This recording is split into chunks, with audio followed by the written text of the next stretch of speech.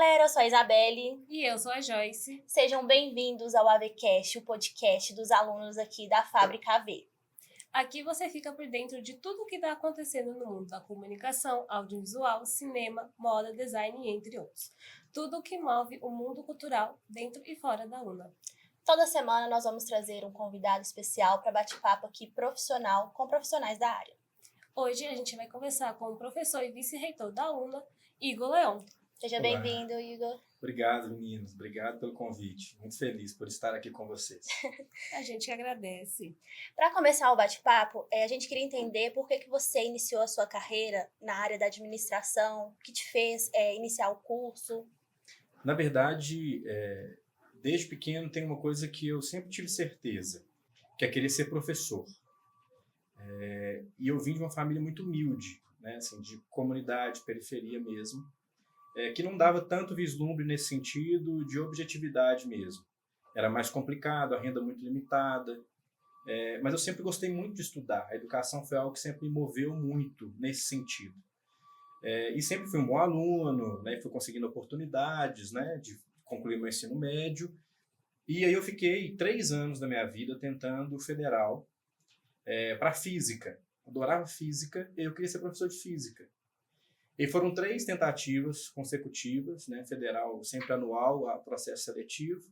E eu falei, nossa, eu estou atrasando a minha vida. E a primeira oportunidade que eu consegui de trabalho foi ser office boy, que nem existe mais hoje. O motoboy tomou esse lugar.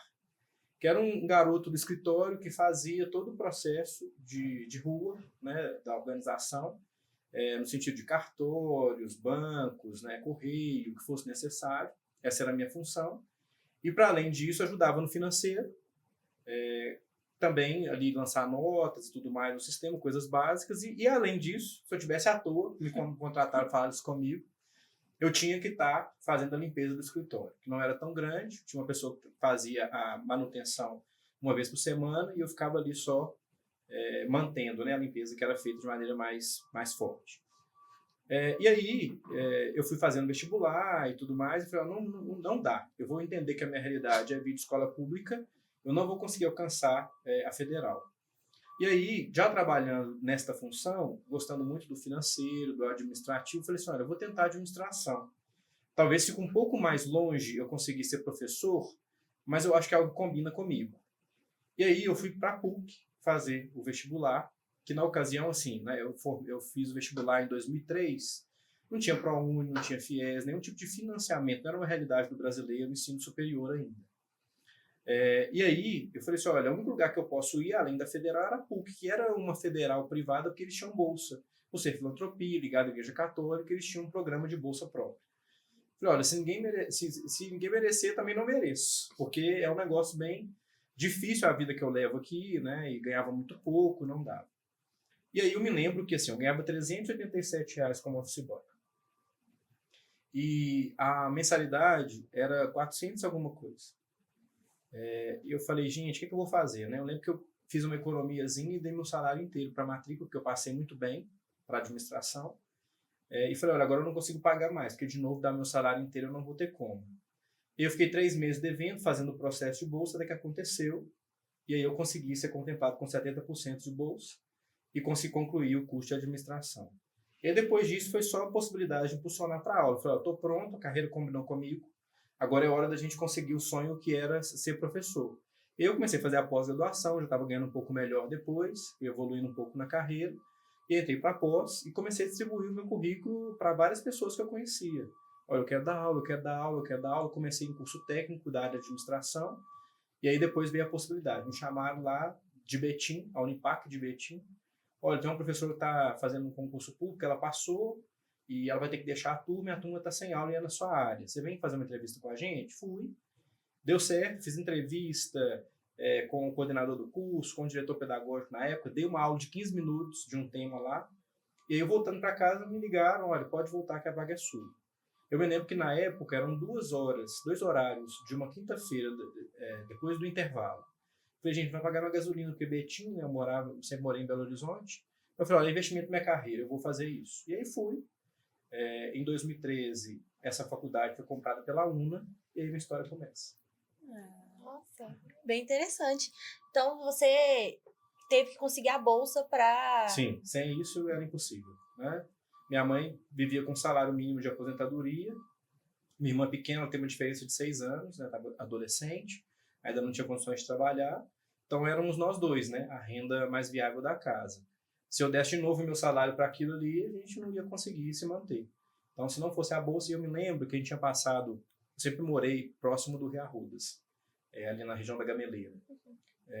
E a gente teve vários problemas de inundação em muitos momentos. E tinha acabado de acontecer uma. A gente estava numa situação muito complicada, com móveis, né, bem debilitados, a casa sendo reconstruída com a ajuda de familiares. E a investigação do processo da PUC era uma coisa muito assim, dentro da sua casa. Eles iam investigar se você tinha condição mesmo, se não tinha. Então eles entraram na minha casa estava acabada. E eu me lembro que minha mãe me contando isso, né, no dia que eles foram, fizeram uma entrevista com a minha mãe e falaram: quanto você acha que seu filho tem que ter de bolsa para ele conseguir concluir os estudos dele?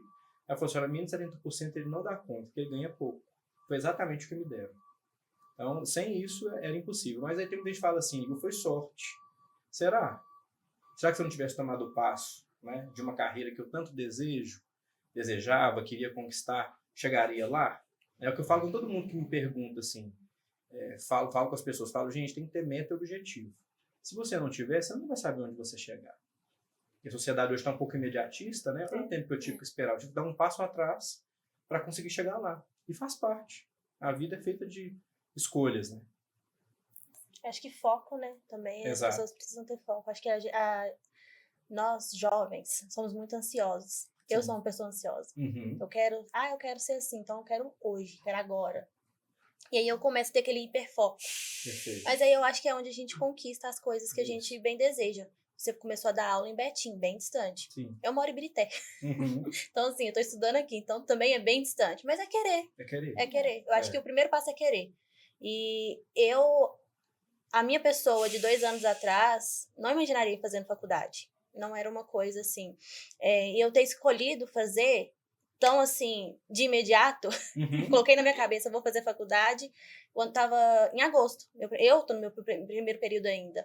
E eu comecei a procurar, falei, quer saber? Vou fazer. E hoje eu tô aqui apresentando um podcast na parte de audiovisual da faculdade, então isso, assim, é uma coisa surreal. Mas é uma coisa que eu tive pra colocar na minha cabeça. Ter foco, meta. Eu acho que é interessante ter, né? É importante. É isso. E o imediatismo, gente, assim, ele é importante para algumas coisas, mas talvez prejudicial para outras.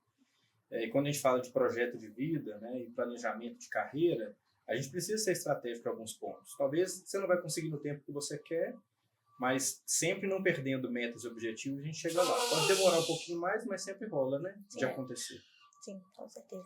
Então, como foi que a educação entrou na sua vida? Você acha que teve alguma inspiração para você querer se tornar professor? Sem dúvida. Assim. Primeiro que assim, eu sempre gostei muito da escola. Então, assim, desde pequeno, eu era um bom aluno, dava aula particular, às vezes, né, para primos, pessoas próximas.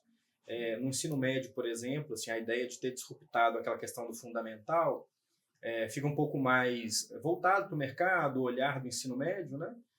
Mesmo não trabalhando, não ter tido ainda oportunidade, eu consegui oportunidade quando eu tinha 18 anos, já estava no 3º ano, porque homem tem uma questão que é o serviço militar, tá, gente? Então, assim, as pessoas não vão te dar emprego, às vezes, por causa disso. E esse foi o meu problema, né? Eu me lembro que eu consegui entrar como estagiário até passar a questão do período militar, e aí depois me efetivaram. Então, eu consegui emprego mesmo no 3º ano. Primeiro e segundo eu vim estudando, e adorava o que eu fazia. Então, eu era monitor, né, de algumas disciplinas, principalmente de física, e aí fui tomando gosto disso. E um outro ponto também, eu sempre tive esse movimento assim, por exemplo, eu era de igreja católica muito próximo, um grupo de jovens, Crisma, comecei muito nisso, era monitor de Crisma, então ali eu fui aprendendo a lecionar, né, para as pessoas, ter aquele momento da pressão, né, de uma certa ansiedade, e aqui fui controlando, estudava para poder fazer, foi legal. Mas ao longo da minha carreira, assim, eu lembro uma vez que foi derradeiro, e a certeza que eu tive, foi quando eu estava numa sala de aula, né, na minha faculdade já, e eu olhei para um professor Jean, que ele chama. Ele era de economia. E aí eu olhei para ele e falei assim, eu quero ser igual a ele um dia. Gostava muito da metodologia dele, da forma com que ele trabalhava a disciplina. Eu falei assim, olha, eu quero ser igual a ele um dia. E aquilo me inspirou. E ele foi um professor também que fez várias coisas. Depois eu fiz uma pós com ele, um curso que ele tinha numa escola. Então, assim, foi muito uma mentoria que eu tive ali, sabe? E eu tive certeza de que realmente é isso que eu queria. E aí comecei a buscar. Como eu falei, a porta que abriu foi ensino técnico. Eu fiquei por uns 6 meses, mais ou menos, trabalhando com isso. Tinha um bom feedback dos alunos, os alunos gostavam. E aí surgiu a possibilidade de ir para o ensino superior. E quando eu entrei lá, nunca mais eu saí. E o que te motivou a sair de Minas para ir lá para Bahia? Pois é, teve esse episódio assim na minha carreira, né?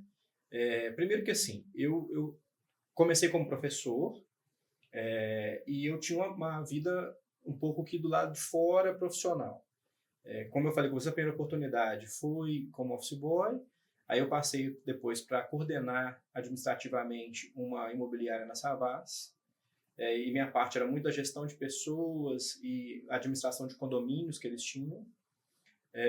E aí eu me lembro que essa é uma oportunidade que a gente também tem que começar a enxergar na vida, que é assim, o seu projeto de vida é o seu projeto de vida. Às vezes pessoas que estão num lugar diferente do seu, até um pouco mais elevado, querem ditar alguma coisa que cabe você fazer a escolha.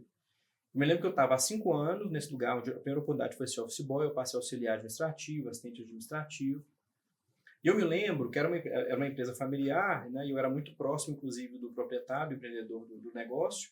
Despachava com ele na época de cheque, né, financeiro e tal. E eu tinha muito acesso de conversar com ele algumas coisas. E eu me lembro que, assim, saiu um primeiro gerente, que era de muito tempo de casa, e aí procuravam outros gerentes. Eu me lembro que passou 2 gerentes que chegavam fazendo um onboard comigo para entrar na organização. Meio que eu prepará-lo para ele poder seguir a função de gestor daquele setor.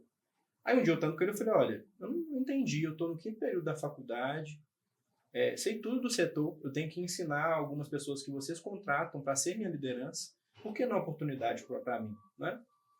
Ele falou assim, olha, eu não acho que está na hora, você é muito novo, tenho medo de te queimar e tal. Eu falei, então tá bom, a escolha é minha. Aí, nesse dia, eu comecei a espalhar meu currículo de novo, fazer toda aquela busca. Olha, eu quero um cargo de liderança, eu acho que está na hora, eu tenho possibilidade para isso, chegou esse momento, e fiz essa escolha. Aí apareceu a possibilidade da coordenação dessa imobiliária. Eu cheguei no dia seguinte e falei, obrigado, estou indo. Né? E eu me lembro que foi uma coisa muito legal que ele falou para mim, assim, que são feedbacks legais também que a gente tem que colocar na vida. Então, me inspirou bastante a forma dele atuar, assim. E aí ele falou comigo assim uma coisa, pode ir, você consegue fazer o que você quiser. Eu sei disso. Mas ficou com medo, né? Mas tudo bem, cada um faz a sua escolha. E aí eu fui, e aí comecei ali, e aí lá, depois de uns 2 anos estando ali, a gente administrava 2 pequenos shoppings aqui de Belo Horizonte. Eu me lembro que quem fazia a gerência operacional dentro desses shoppings era uma pessoa que saiu com uma oportunidade melhor. Ele era PJ, né, emitia uma nota fiscal para trabalhar ali, e aí eu estava selecionando, por ser da gestão de pessoas, estava selecionando uma pessoa para ficar nesse lugar. E aí um diretor me chamou e falou, eu não acho que tem que ser você que tem que selecionar a pessoa, acho que a pessoa é você. Então eu falei, olha, tá, vamos tentar, né? Aí conversei com a pessoa que estava saindo, ele me explicou como é que era a questão de CPJ, eu falei, ótimo. Então vamos, e fui. Nesse meio tempo, aparece a possibilidade da aula. Eu já tinha feito a pós, e aí apareceu a possibilidade de dar aula. Então a minha ideia era ter as minhas horas de sala de aula e continuar minha vida ali, que já estava dentro de um olhar que eu entendi que era possível. Até que 2015, mais ou menos, uns 2, 3 anos, 5 anos depois que eu estava dando aula, me convidaram para assumir a coordenação lá em Betim, de administração e contábeis, que é a minha área. E aí eu falei assim, tá bom. Aí participei do processo seletivo, fui aprovado e fiquei lá. Né? E aí, em 2016, eu vim aqui para Imorés para poder trabalhar num setor específico acadêmico aqui da área de gestão. Fiquei 1 ano aqui, depois voltei em 2017 para Betim para coordenar mais cursos, né, que era a coordenação diária. E aí eu fiquei lá como coordenador, depois fui uma grande referência do campus, enquanto gestor mesmo. Em 2020 aparece a possibilidade da Bahia, que era uma instituição recém-adquirida pelo Grupo Ânima, que é mesmo dono da UNA, e tinha o desafio de mandar alguém para lá fazer o processo de integração. Isso era em meio à pandemia. Eu nunca tinha ouvido falar da cidade, chamada Guanambi. Eu procurei no Google para poder saber. Aí falou, lá é muito quente. Eu falei, não, já não gosto de calor, é um ponto que a gente vai decidir. Mas sabe aquela coisa do objetivo que a gente estava conversando, metas e objetivos? Olha que legal. Eu falei, olha, eu já cheguei num ponto da minha carreira que eu quero um cargo de direção. Eles estão me oferecendo.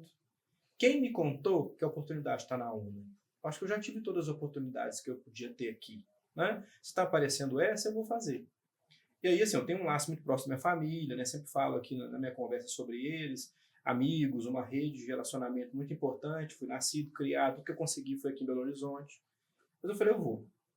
Aí, o nosso reitor hoje, que é o Celso, era a pessoa que estava levando, ele estava em outro setor na Ânima, ele me chamou e falou assim, vamos? Eu falei assim, olha, eu vou. Aí eu me lembro que no dia 20 de novembro de 2020, lembrei agora, por causa do último feriado, falei, há 5 anos atrás eu estava aceitando o convite de ir para a Bahia. E aí fui, e de verdade foi uma das melhores experiências da minha vida. Que bom que eu aceitei.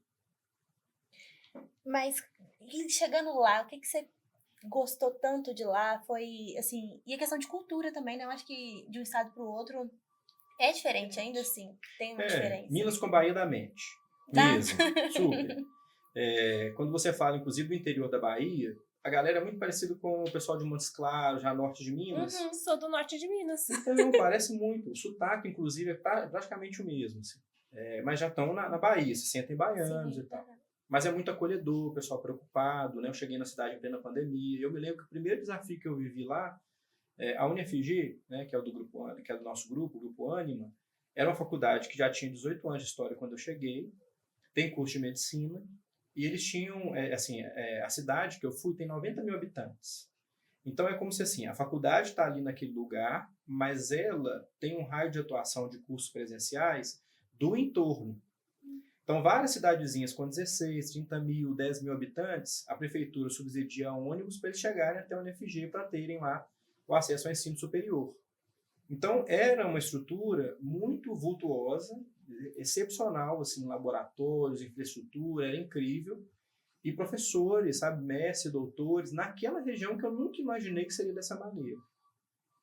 E aí eles tinham vários prédios na cidade, um deles, inclusive, era uma policlínica, que a gente tem aqui na UNA, né, mas que fica no prédio, mas era fora, no centro, porque o campus ficava na entrada da cidade. E lá não tem transporte público. Então, era difícil das pessoas chegarem no campus para ter acesso à saúde, né?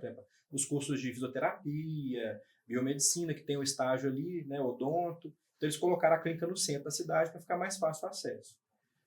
Eu me lembro que essa clínica na pandemia tinha sido meio que pausada, porque estava com lockdown e tal. E quando eu cheguei na cidade, demorei, inclusive, eu cheguei lá só em janeiro, apesar de ter aceitado em novembro, porque estava com pandemia e o pessoal não deixava a gente viajar, era um risco, a cidade era muito pequena, não tinha tanta condição, não daria para arriscar a gente ir para lá.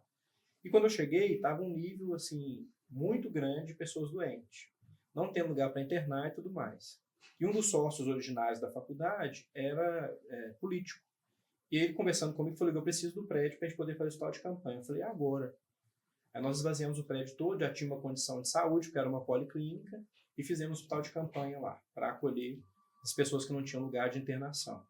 E por incrível que pareça, nessa primeira tarefa, eu conheci uma pessoa depois de tudo ter passado, né, que me falou o seguinte, falou: Igor, eu fui o segundo a ser internado lá. Se eu não tivesse, eu tinha morrido. Então, começa por aí, para vocês entenderem o nível da importância da coisa, né? E a questão cultural, de verdade, assim, não foi um fator menor que existiu. O que eu percebi, na verdade, era a própria estrutura da faculdade. Quando a gente fala de um grande grupo, como nós somos, e uma faculdade que era de um grupo familiar, né, muito próximo das pessoas, envolvido com política. Mas a gente teve que dar uma profissionalizada para poder fazer crescer. Ninguém vai fazer um acordo com um grande grupo se está bem financeiramente. Era um primeiro ponto. E entendendo a história da faculdade, 18 anos, e o tanto que é importante para aquela região, como eu contei para vocês, que várias cidades são impactadas ali, eu entendi o tamanho da minha responsabilidade. A gente precisa fazer isso perdurar e, de fato, se tornar eficiente. E fomos fazendo os movimentos, né, para isso acontecer. E uma coisa que eu acredito muito na educação é assim, não dá para a gente poder fazer nada que não seja com foco no aluno. Isso só existe porque vocês estão aqui. Se vocês não estivessem aqui, qual sentido tudo teria? Então, as coisas que foram feitas foram sempre com foco no aluno. E aí, por fim, as pessoas foram percebendo. A gente começou a ter índice de satisfação cada vez melhor. A medicina, por exemplo, lá tinha um índice de satisfação muito baixo. Foi uma das primeiras do Grupo Ânima a ter uma satisfação positiva. E fomos ali com várias pessoas que eu encontrei de aliados também, fazendo um trabalho muito legal. Então, profissionalmente, dizer para vocês, foi uma experiência incrível, incrível. Pessoalmente, talvez nem tanto. Eu fui sozinho, minha família estava aqui, né? De 30 em 30, 40 dias eu voltava para casa para poder revê-los. Ficava nesse trajeto, né, para lá e para cá. Era uma cidade, quando eu cheguei, não tinha acesso logístico de avião. Eu tinha que pegar o carro, andar 4 horas de estrada até Vitória da Conquista, lá pegar um avião, que às vezes fazia baldeação em São Paulo, para chegar aqui. Nossa, que Então eram confusão. 12 horas de trajeto com todo esse percurso. Saí 1 hora da manhã de sexta-feira de lá para chegar no sábado, meio-dia. Ele foi a melhor coisa que aconteceu na minha vida. Ele não tem ônibus. E a pressão? Porque assim, você chegou, você era uma pessoa nova lá e de repente, pandemia, a faculdade precisa virar, a policlínica precisa virar um hospital, precisa ser urgente. É uma pressão, Sim. é uma coisa assim. Você conseguiu lidar bem com isso? Ou você chegava, tipo, em casa, não sei se você morava em casa ou no hotel, você ficava assim, meu Deus, o que tá fazendo? O que eu tô fazendo aqui? O que tá acontecendo? Me ajuda, me dá um sinal. Claro que a gente questiona sempre, né? Mas o que eu disse para vocês, assim, quando aquilo que a gente faz e escolhe como carreira é propósito, a gente segue o propósito. Né? Eu falei, olha, eu entendo o tamanho do propósito que eu tenho aqui e eu preciso fazer isso acontecer. Né? Por mais que em alguns momentos eu me sentia solitário, isso aconteceu, não estar próximo da minha família, né? Final de semana, por exemplo, quando eu não estava trabalhando, sente a pressão de ali pessoalmente você estar sozinho. Mas eu fui entendendo o propósito disso. Então as pressões vêm e aí eu falava, olha, a gente precisa fazer, vamos fazer. Não é fácil tomar a decisão, mas dependia de mim e do time. Né? E eu acredito muito assim, ó, a gente não faz nada sozinho.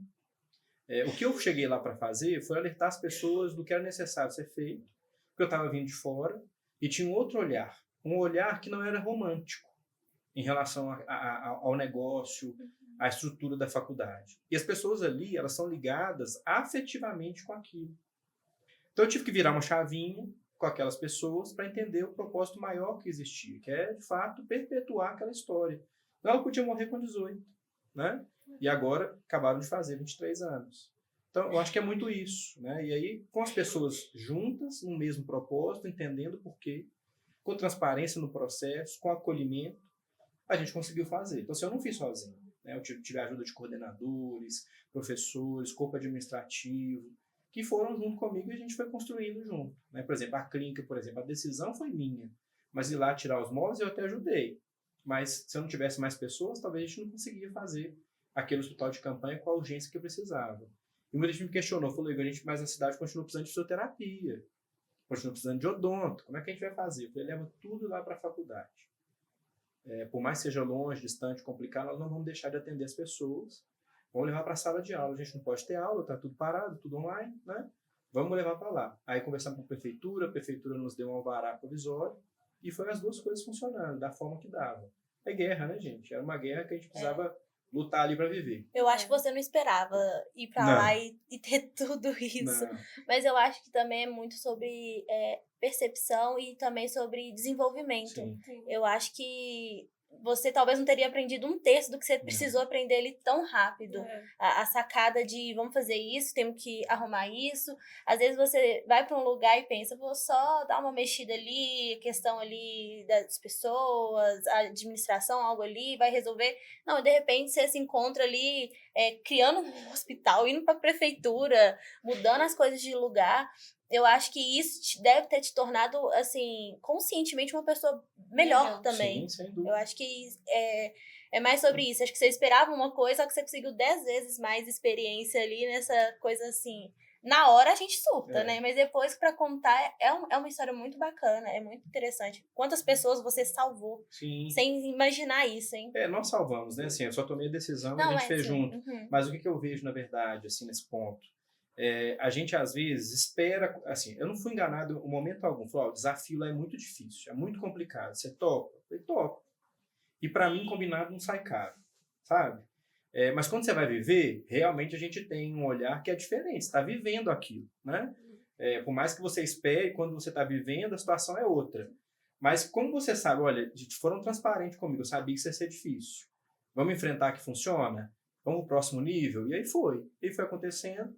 Né? Eu fiquei lá 4 anos, no interior da Bahia, e a gente conseguiu fazer. Né? Em 2021, a gente fez um segundo campus, uma cidade chamada Brumado, que era uma escola de medicina, que a gente já tinha conseguido validar com o MEC. E assim, eu cheguei lá, tinha só a parede e o terreno. O MEC, isso era em maio, o MEC vinha em setembro.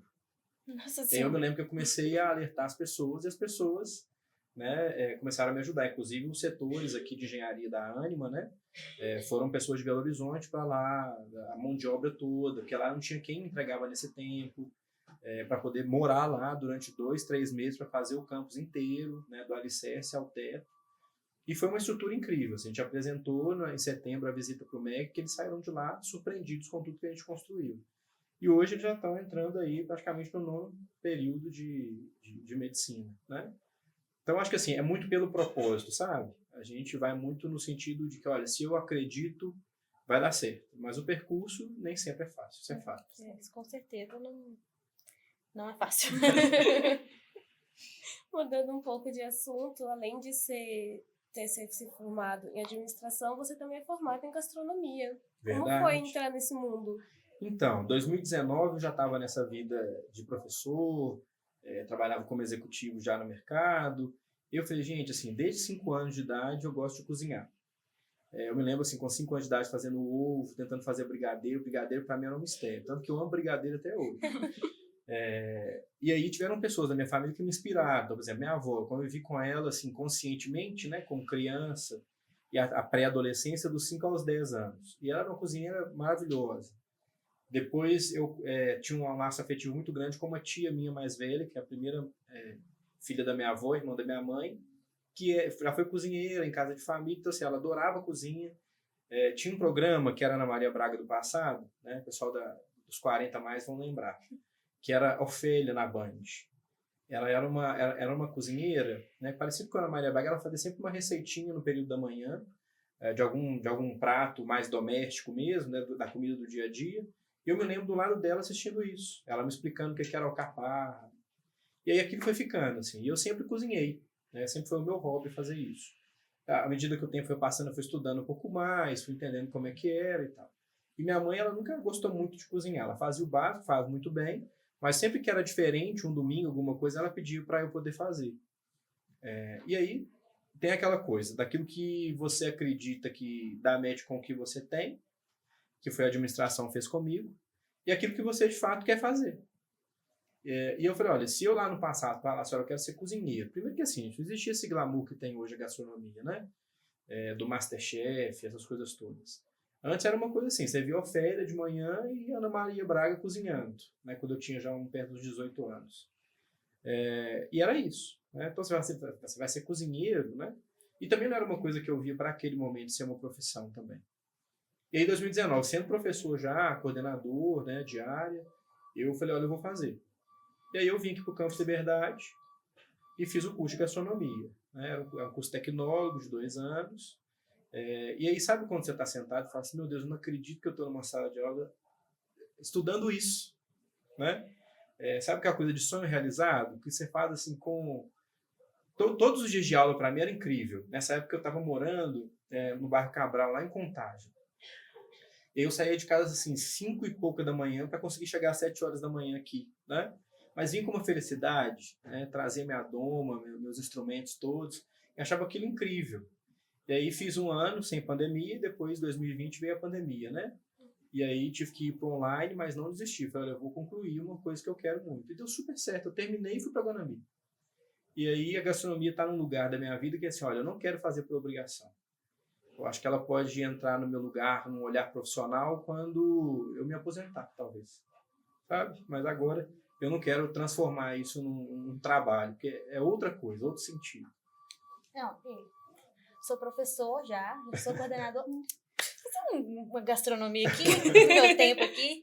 Dormir. Pra quê, né? Pra quê? Outra hora, outro momento, outra vida. É isso. Meu Deus. Mas é aquela coisa do propósito de novo. Né? É a gente gostar do que faz. Assim. E como eu gostava muito dessa área, eu falei, por que não estudar isso? Né? Eu já faço por talento, por, sei lá, aptidão. Por que eu não posso aprender tecnicamente isso, que eu gosto tanto? E aí foi dessa maneira, e foi ótimo. Conheci professores incríveis, o curso foi leve, não me deixou sem dormir, foi ótimo. e deu certo. Eu acho que é bem interessante quando a parte, assim, você queria ser professor, era um sonho seu, Sim. conseguiu. Coordenador, acaba que foi virando uma coisa que você é bom, que você gosta de fazer também, faz Sim. também. E aí juntar um hobby com algo que você... Gastronomia era algo que você queria fazer, também é bom. Eu acho que juntar tudo isso aí, não tinha nem o que reclamar da vida, não. Não, de jeito nenhum. Só agradecer. Como os haters dizem, vida fácil, vida boa. Mas e hoje, qual que é o seu maior desafio como vice-reitor?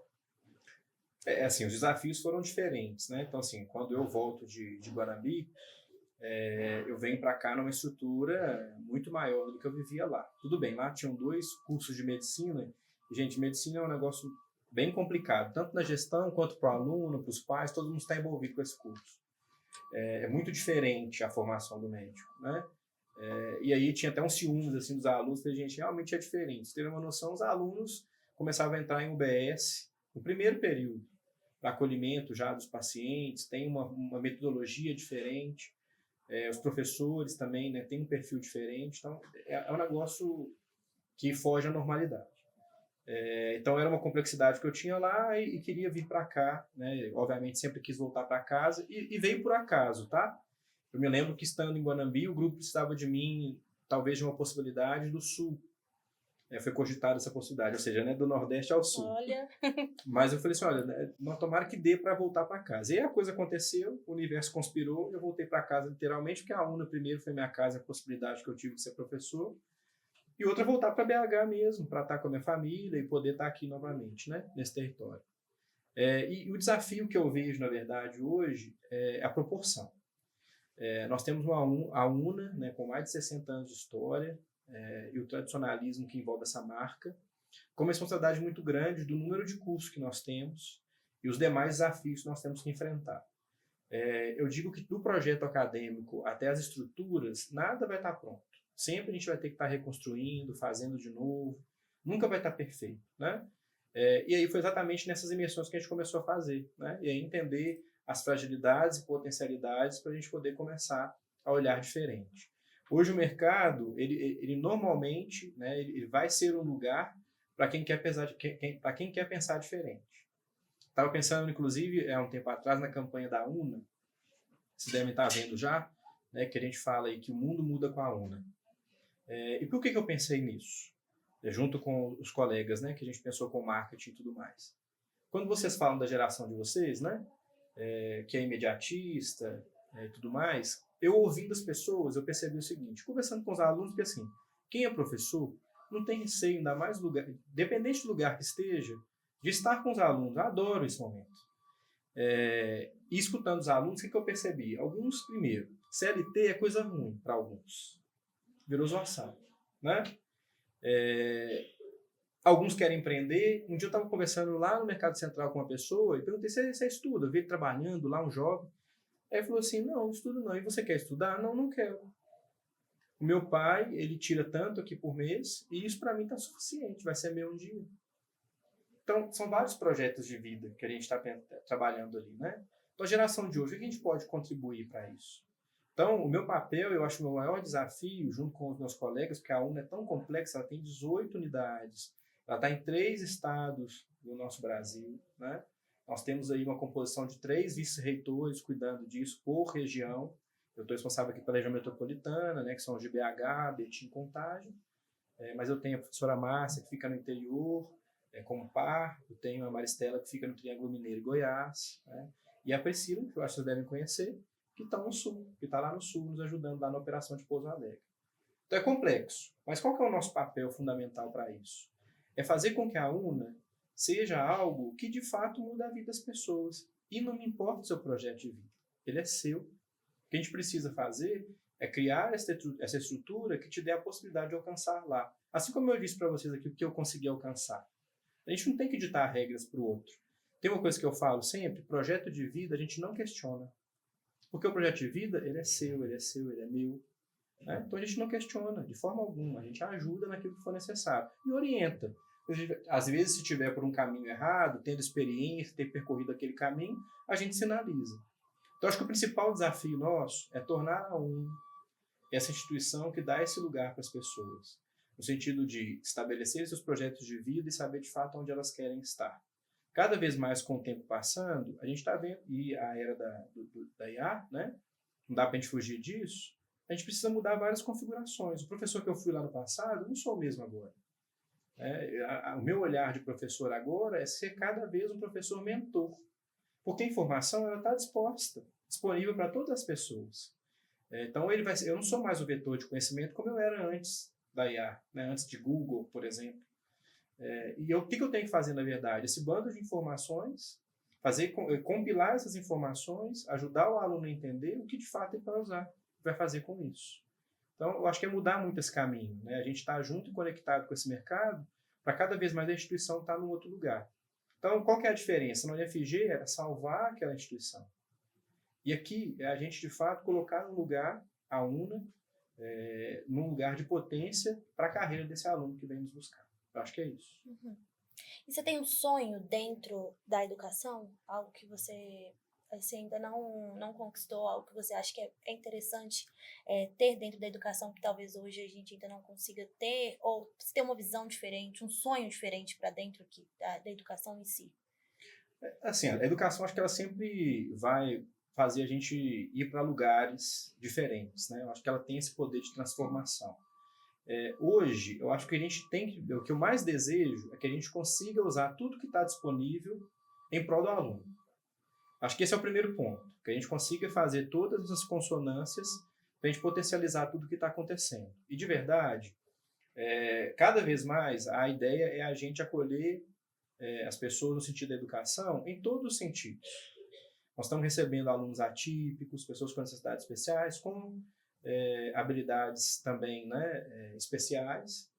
E eu acho que a gente tem que começar a trabalhar essas consonâncias, sabe? De trabalhar as potencialidades de cada um desses públicos no sentido do seu projeto de vida. Tem, nesse momento da geração de vocês também, envolvimento da família. A família se envolve. Nós tivemos o último vestibular agora no sábado, que foi presencial, e eu vi os familiares acompanhando os seus filhos. Isso acontecia na minha geração, né? Minha geração era uma geração independente.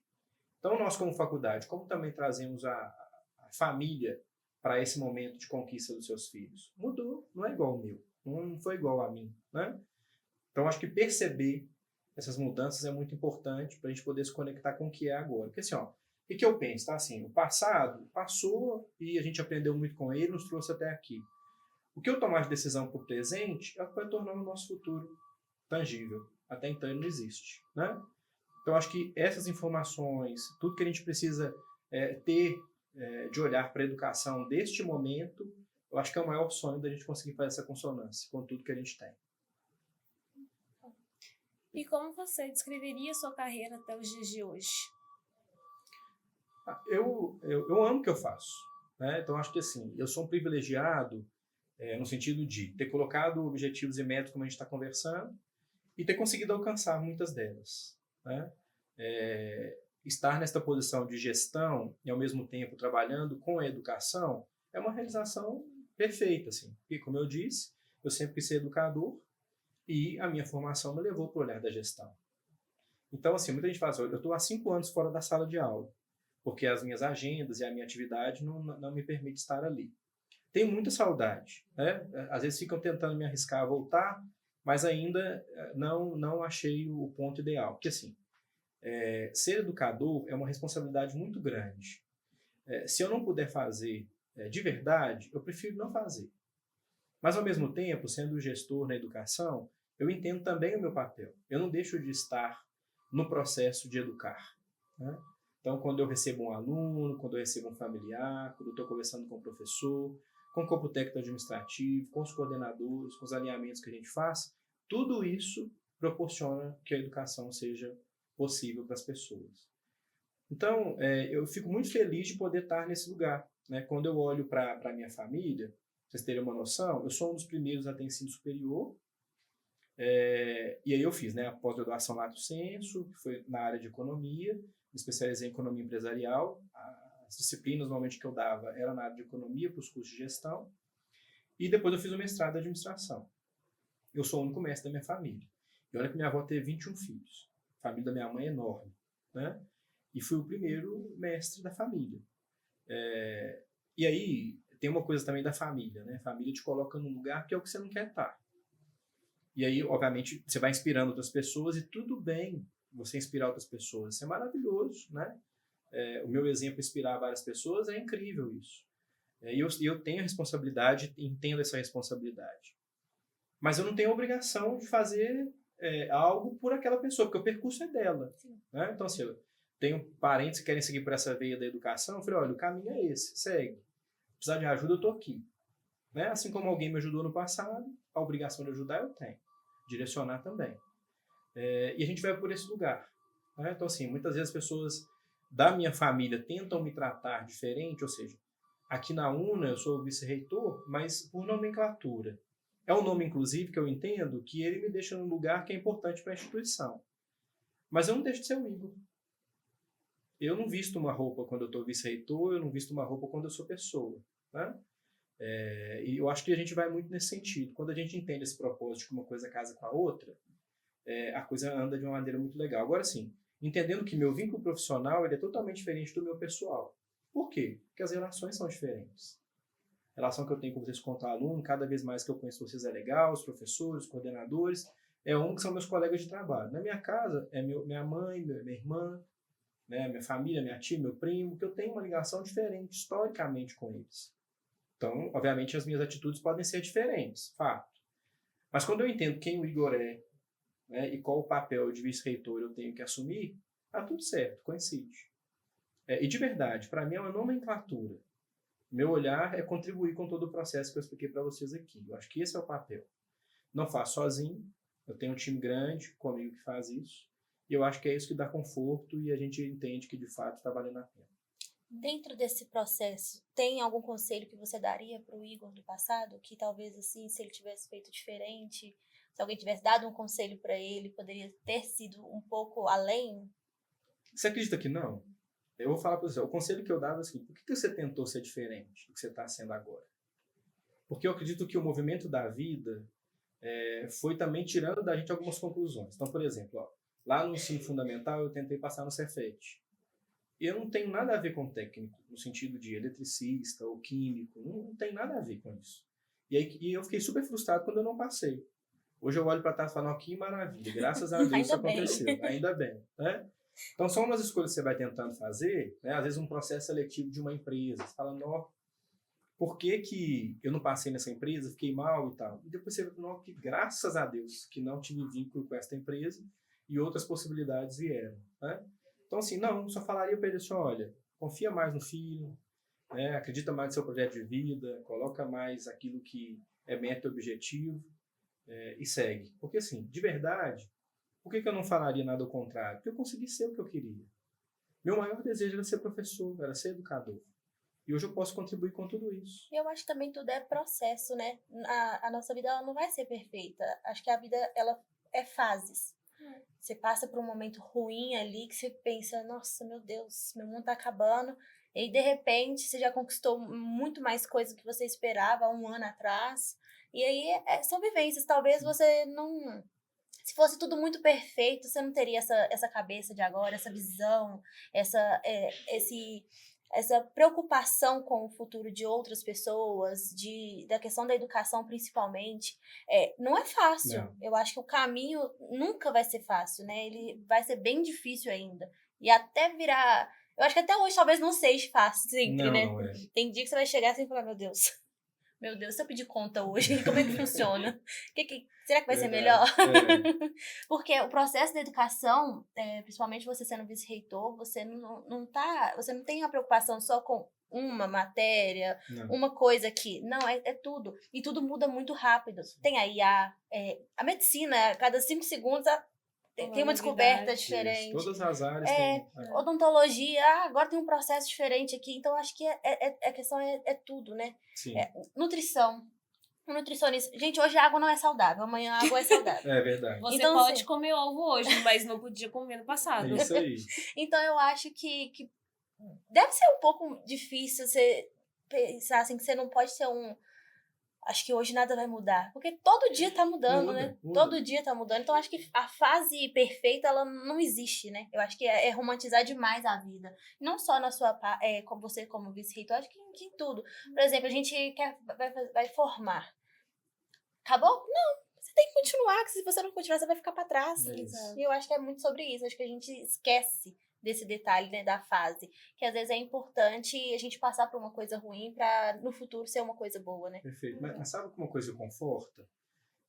Tudo bem, se eu nem penso muito na responsabilidade, não, eu prefiro acreditar. E tem um ponto também que é o seguinte, eu não faço nada sozinho. Tem todo um time. Né? Então, assim, quando você tem um time que tem um olhar mais voltado para a comunicação, para publicidade, jornalismo, nutrição, odonto, cinema, e aí vai. Né? Eu tenho olhares especialistas que vão ter esse olhar técnico. O que a gente precisa ver no final da história sempre é onde isso vai nos levar. Essa atualização é quase que natural de quem está nesse mercado. Agora, qual o propósito nós temos para isso tudo? Né? Talvez eu esteja nesse lugar, junto com meus pares, né, com o reitor que é o Celso, a gente pensar nesse lugar da UNA. Mas sempre contando com as pessoas, né, que vão fazer a diferença no dia a dia, porque eu não consigo acompanhar o dia a dia. Quando a gente fala de região metropolitana, eu estou falando de 7 campos, com culturas totalmente diferentes uma das outras. Por quê? Falar da Imorés, eu tenho a Imorés Liberdade. Acho que o Liberdade é um campus que eu me identifico bem, porque assim, é um negócio ali de propósito, muito mais disposto. Né? É uma área ali de economia criativa que não está muito pensando no mercado, mas naquilo que eu gosto de fazer, de verdade. E sempre quando alguém me pergunta assim, o que você faria assim, que o mercado está bombando? Eu falei, cara, não olha para o mercado, não. O que você gosta de fazer? Você sabe por quê? Porque o mercado ele muda. Por exemplo, se a gente olhar para trás, a engenharia bombava, todo mundo queria emprego na área de engenharia, porque o salário era ótimo. Hoje não está tão assim mais. Né? Eu falo de diversos setores que já passaram por essa onda. Então, se eu olho o mercado, vou ter que ficar me atualizando e acompanhando o mercado. Agora, se eu olho o que eu gosto de fazer, eu sempre vou ter espaço nesse mercado que eu vou fazer o melhor que eu puder, que eu gosto. Né? Então, a Liberdade tem essa pegada. Quando a gente fala de Amorés, é um público muito trabalhador, que normalmente trabalha aqui no hipercentro da cidade e que está aqui com a gente, né? Estudando.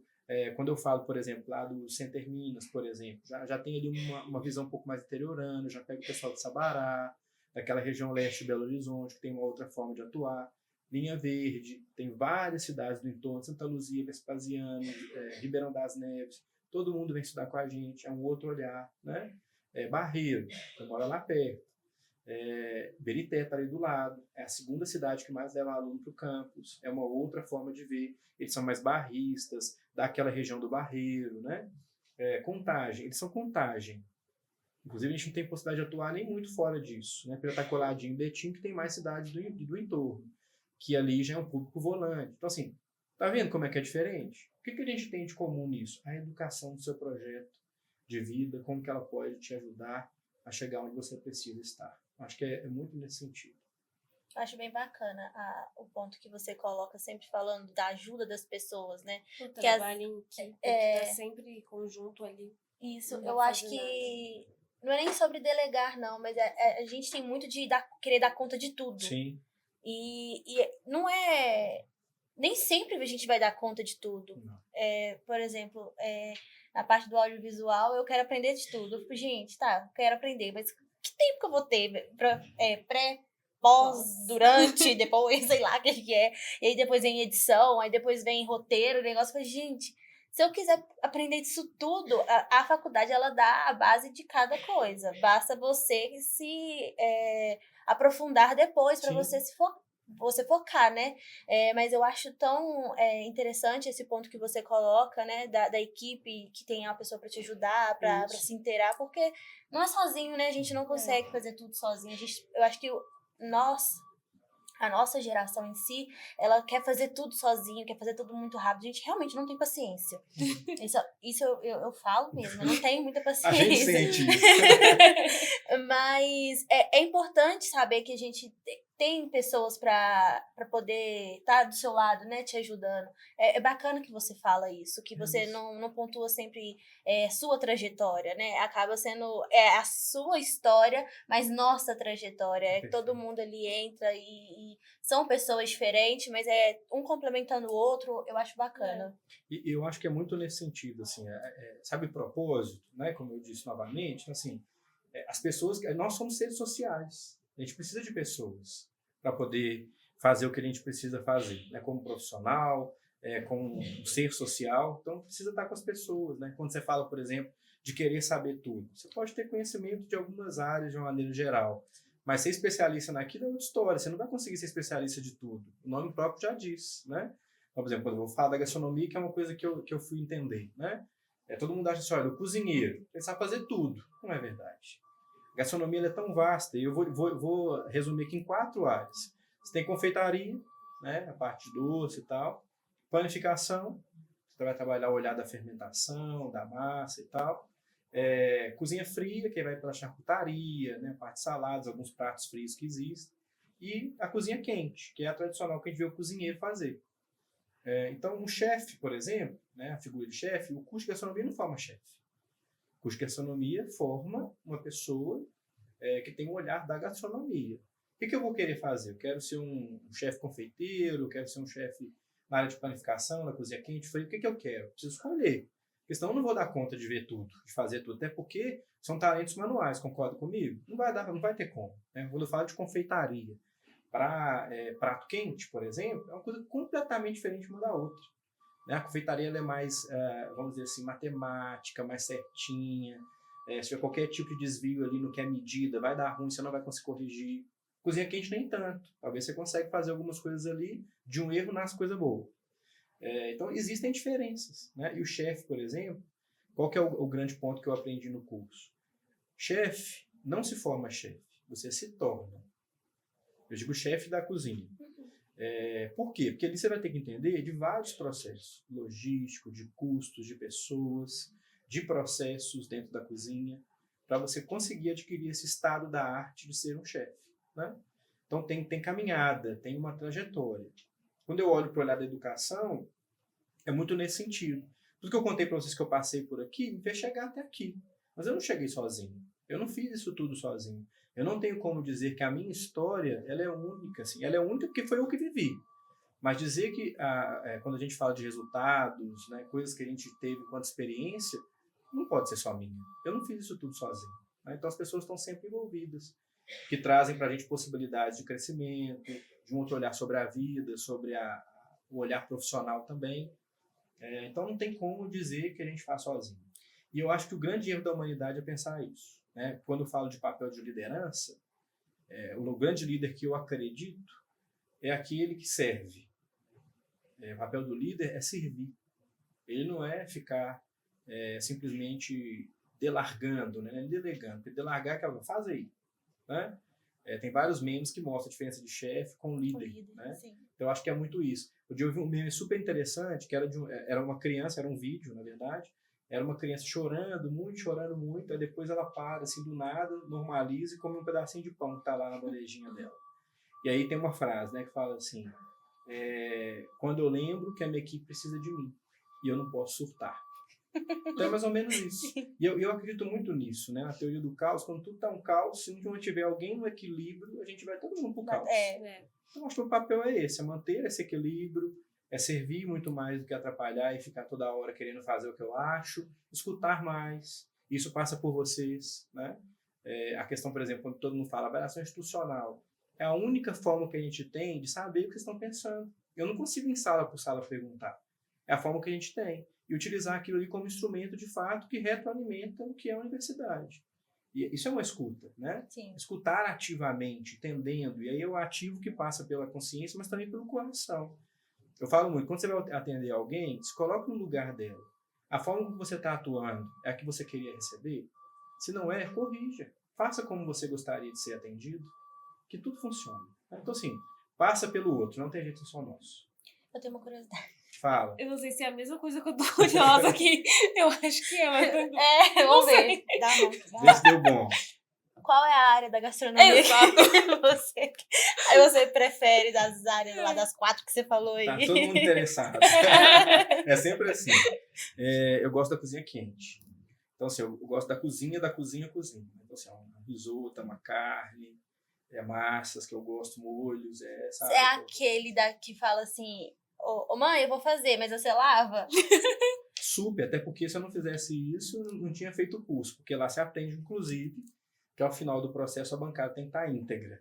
Então, super aprende. Você aprende a cozinhar, mas aprende a lavar também. Mas na hora do almoço, por exemplo, lá em casa também, eu gosto de fazer o almoço de domingo, mas é um combinado. Uhum. Eu faço o almoço. Lavar é outros 500. Alguém tem que lavar, não será eu. Aí, às vezes, aí minha mãe tá fazendo alguma coisa, aí eu faço mais a maior parte, e ela vai lavando. Eu adoro fazer assim, ó. Lava aí, lava isso aqui. Lava aí pra mim poder usar. Porque eu acho que lavar... Ai, gente, eu não gosto não. Eu acho que a primeira coisa, assim, é ter organização na cozinha. Uhum, sim. Então, assim, fez o prato, você vai lavando aos poucos. Não precisa, obviamente, prato, panela, vai ficar para poder lavar no final. As utensílios que você vai utilizando, se não precisa deles mais, lava e guarda. Aí não vai ficar aquela pia horrorosa quando o processo termina, né? E agora, claro, tem alguns combinados. Então, por exemplo, domingo. É praxe minha mãe ir para minha casa para poder fazer o almoço no domingo. E aí ela não vai deixar, né? Que ela não deixa.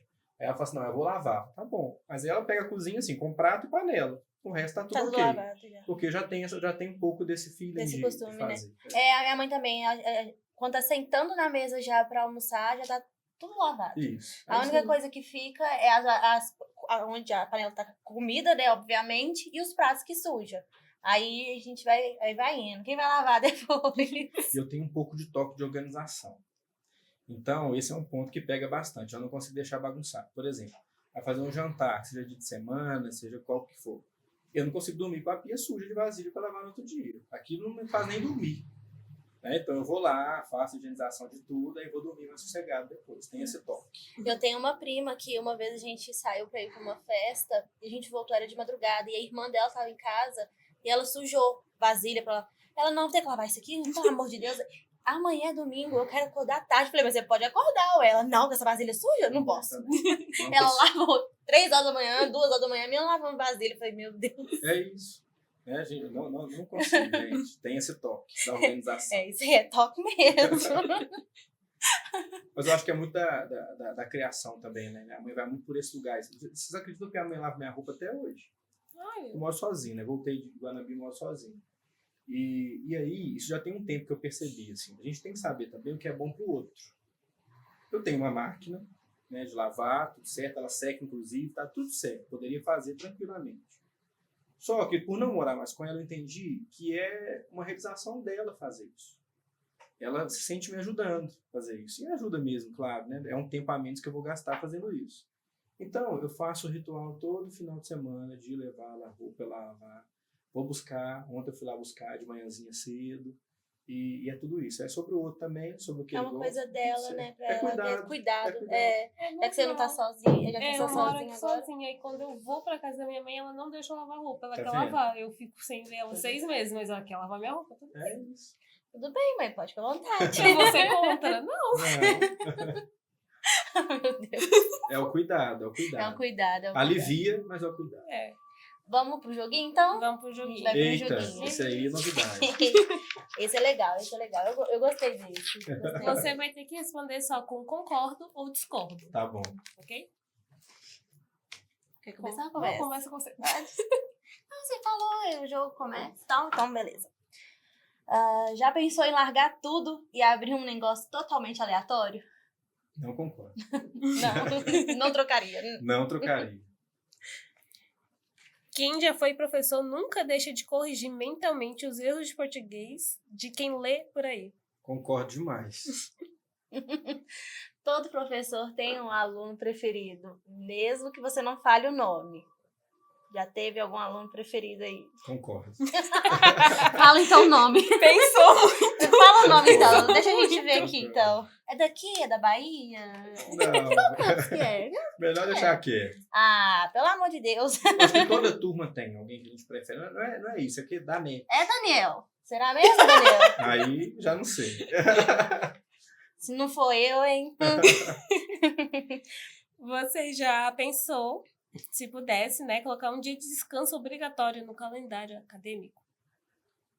Concordo. Tem alguns. Vice-reitor também sofre com aquela preguiça de levantar da cama na segunda-feira? Você acredita que não? Não concordo.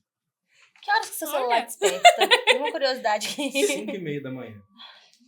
E você gosta de levantar cedo? E sabe por quê? Olha, Assim, eu acho que é isso eu importante. aprendi lá na Bahia. Assim, que eu estava lá sozinho, então eu tinha que cuidar da minha saúde mental. Então, eu criei um ritual para a minha vida. Falei, olha, primeiro, eu cuido de tanta gente, eu tenho que mobilizar tanta gente para fazer o que a gente precisa fazer, eu tenho que ter uma hora para mim. Então, a primeira hora do meu dia é minha. E aí, como a minha rotina ela é extensa, eu preciso começar cedo. Então, uma coisa que eu tive hábito, atividade física. Essa 1 hora eu completo com ela. Quando não é possível, tem a leitura. Mas, eu gosto sempre de estar com atividade física. Então, assim, 5h30 eu acordo, 6 horas estou na academia, 7 eu já voltei, tomo banho e estou vindo para cá. Então, essa é a rotina. E não tem problema nenhum com essa rotina. Me faz bem, no final do dia eu consigo dormir melhor, tudo certo. Virou hábito.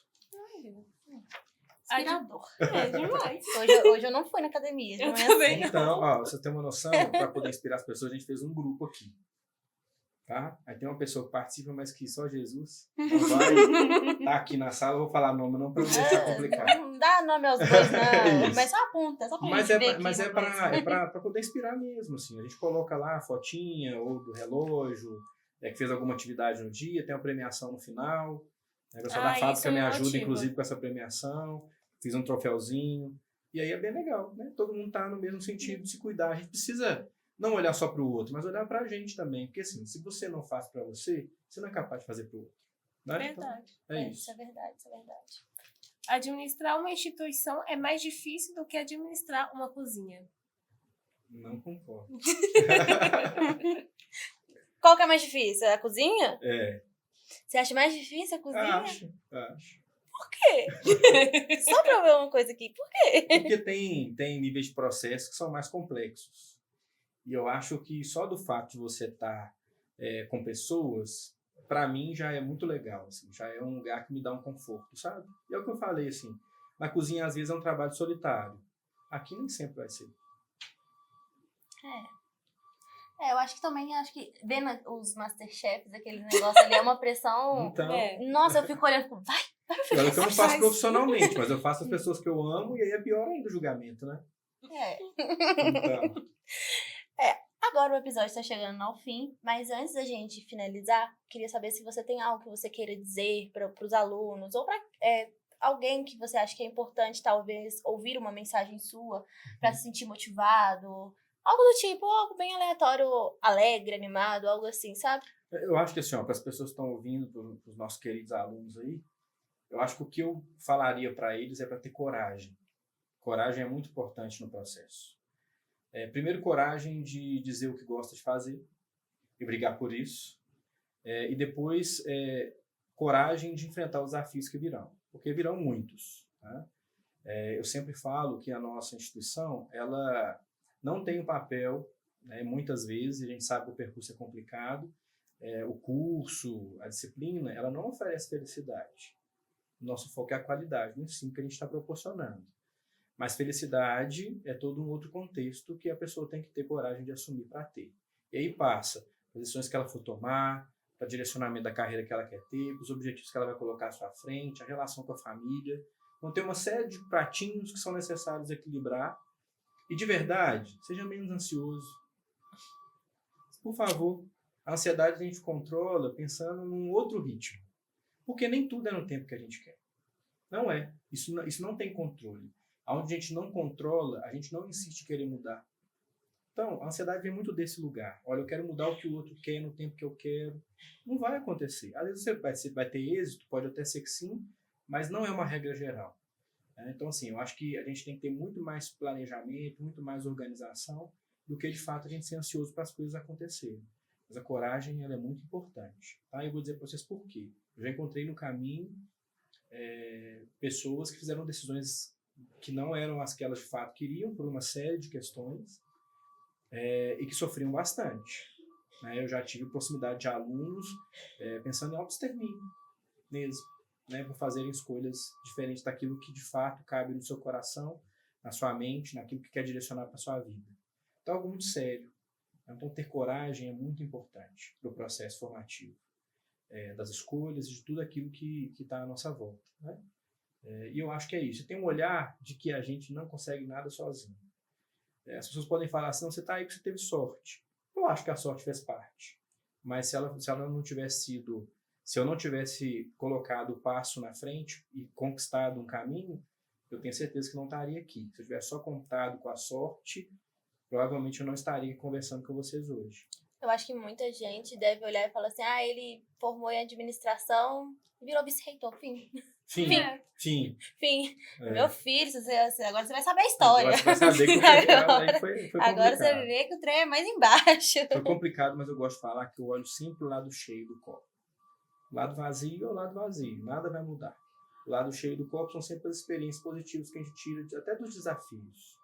E desafio, gente, é oportunidade. Quando eu encarei o desafio para a Bahia que você me perguntou, olha a oportunidade que eu tive. De aprender o tanto que eu aprendi, conviver com pessoas maravilhosas, provar histórias de vidas incríveis, voltar de lá com uma bagagem enorme, né? Então, acho que é muito isso. A gente tem que encarar os desafios como oportunidade. A gente não aprende diferente. Estando de boa, ou achando que talvez a sorte aconteça, acontece. A gente tem casos nesse sentido, né? Mas vamos olhar estatisticamente o quanto isso acontece. Então, acho que parte mais da gente. Acho que não é sobre esperar a sorte vir, né? Bater na sua porta. Oi, cheguei. Atrás da sorte. Perfeito. Buscar essa sorte. Né? Se a gente ficar estático, nada acontece. Mas se tiver movimento, ela vem. Muito obrigada pela sua presença. Eu adorei o bate-papo. Que bom. Foi bem legal, Eu que agradeço, viu? Foi um ótimo convite e que bom poder falar com vocês. Deixa eu dar só um recadinho primeiro. Vamos lá, vamos dar alguns recadinhos. O primeiro é que a gente é a Fábrica V, nós somos um grupo que está sendo retomado com os alunos de comunicação e audiovisual. Então, se você quer fazer parte desse grupo, pode vir até a gente, pode mandar um e-mail no nosso contato que está no link da descrição e que a gente vai adorar te receber aqui. Nós estamos de portas abertas para qualquer aluno que tenha interesse e força de vontade de aprender também junto com a fábrica ou também ter o seu projeto criado por nós.